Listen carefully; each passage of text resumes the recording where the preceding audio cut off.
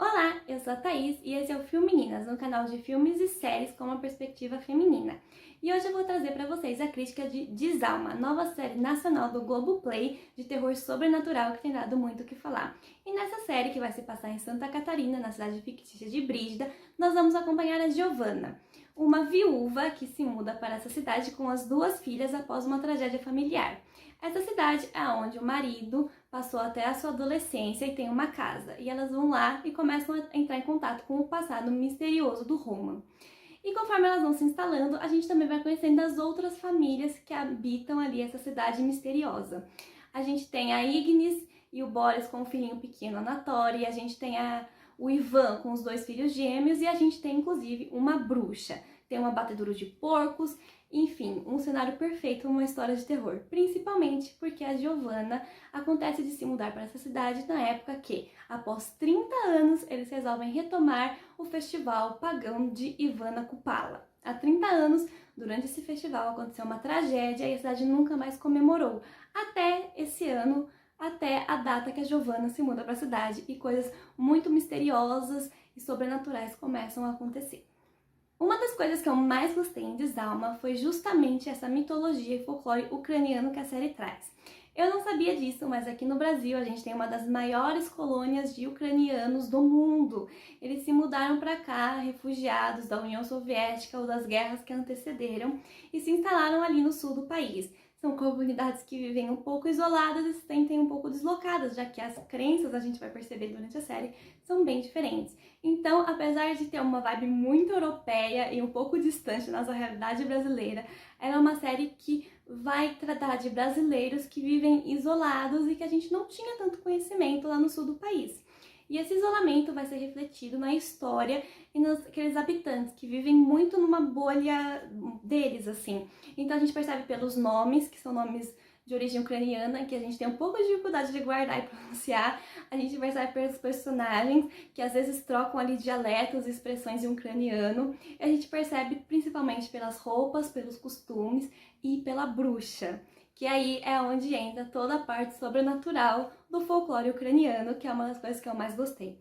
A série e o seu roteiro, eles exploram muito bem e vão introduzindo bem aos poucos toda essa mitologia nova pra gente e vai deixando tudo explicado. Então, a mitologia e o sobrenatural vai deixando pistas e vai mostrando pra gente o que tá acontecendo de uma forma bem gradual. Às vezes gradual demais.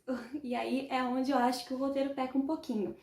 Ele é muito expositivo e às vezes ele duvida da capacidade do seu espectador, então ele vai e volta muitas vezes, existem muitas repetições e muitos, como eu posso dizer assim, insinuações de que aquele personagem é aquele personagem, e no começo é muito necessário porque são muitos personagens, as famílias são muito grandes, os nomes são muito confusos, mas ao final da série isso acaba se tornando muito repetitivo e cansativo. Antes do mistério também acaba se perdendo um pouco, porque a série ela explora várias perspectivas. Então, às vezes a audiência já descobriu o que aconteceu, ou já entendeu ali nas insinuações, só que a série ela vai retomando cada personagem, descobrindo cada elemento, e a gente já descobriu, então aquilo acaba ficando um pouco pacato, e ela perde um pouco nesse dinamismo, assim.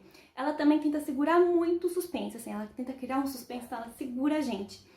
Só que eu acho que isso às vezes acaba prejudicando, porque dá a sensação da pessoa engasgada, da história que não anda, do eu vou falar e não fala, eu vou falar e não fala, vai acontecer e não acontece.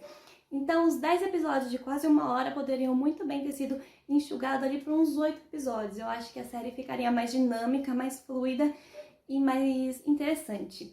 Principalmente o roteiro expositivo, ele peca um pouquinho na criação do mistério e do suspense. Eu acho que eles podiam ter deixado algumas coisas um pouco mais no ar para nossa imaginação de espectador trabalhar um pouquinho e criar alguns cenários mais sobrenaturais e mais aterrorizantes. Por isso eu digo que a série, apesar de ela ser um terror sobrenatural, ela não dá muito medo, porque é tudo muito explicado.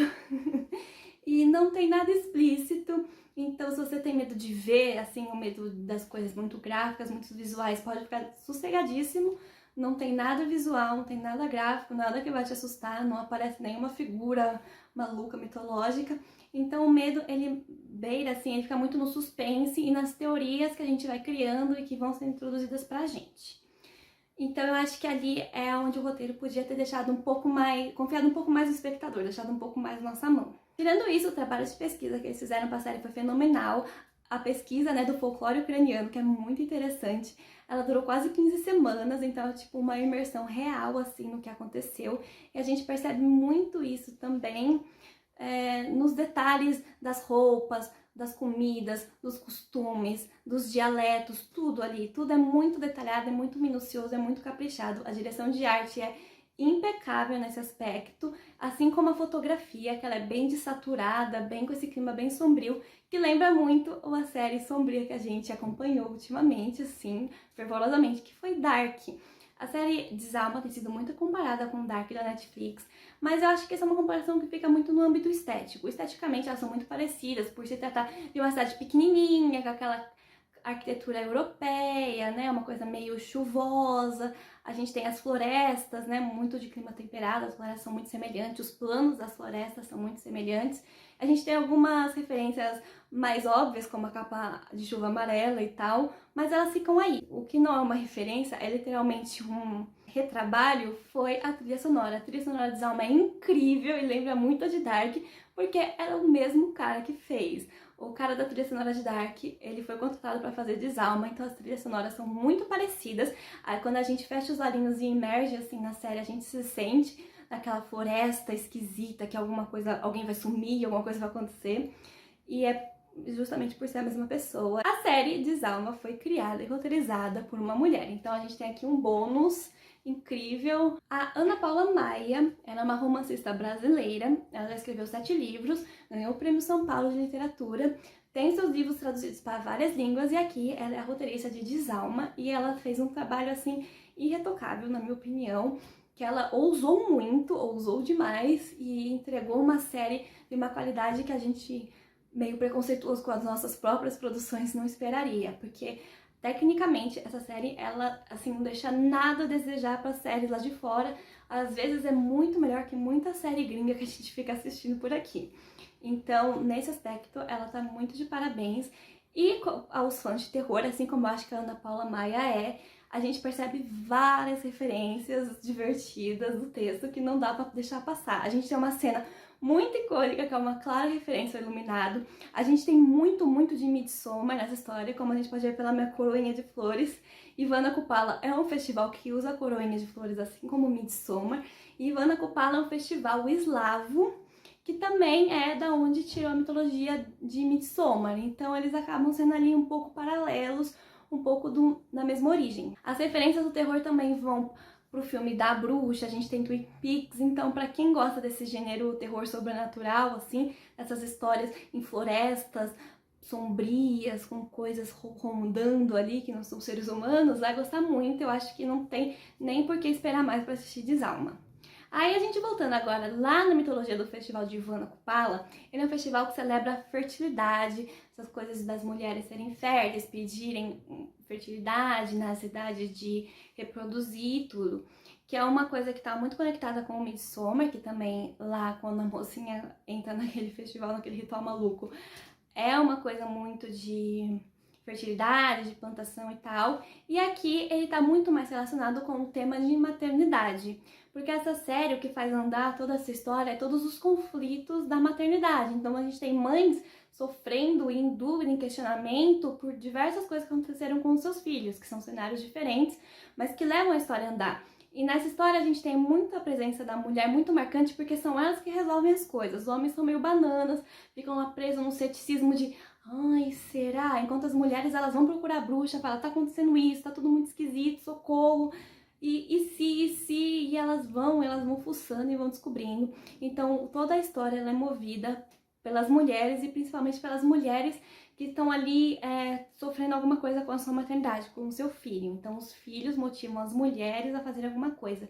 Eu acho que isso entra muito com aquelas teorias e coisas simbólicas que a gente tem da mulher que é mais conectada com a natureza. E a gente percebe muito isso pela figura, por exemplo, da Giovanna, que é uma mulher que chega ali na cidade, não sabe nada do que é ucraniano, está sendo introduzida àquele universo. é super cética, não acredita nas coisas, não acredita até acontecer com ela. É o clássico, né? Eu não acredito em Deus até aparecer um negócio na minha frente e eu tô rezando o Pai Nosso. A Giovana é um pouco ali nessa linha. Mas ela não pensa duas vezes em acreditar, em embarcar, em pesquisar, em procurar ajuda, em falar, olha, se isso for real, e agora, sabe? Então eu acho que é uma série que ela traz muito isso da relação da mulher com o sobrenatural, que é muito, aparentemente, pela série, né? Pelo que a série dá a entender, muito mais forte. E eu acho que uma coisa muito legal é também essa coisa de fazer você questionar e rever suas crenças, né? E ela é uma série, assim, que cutuca muito a gente, assim, principalmente brasileiro, que é cristão, né? Católico, seja o que for, que tem essa coisa de, é Deus, no máximo existe ali um demônio, mas é a minha crença.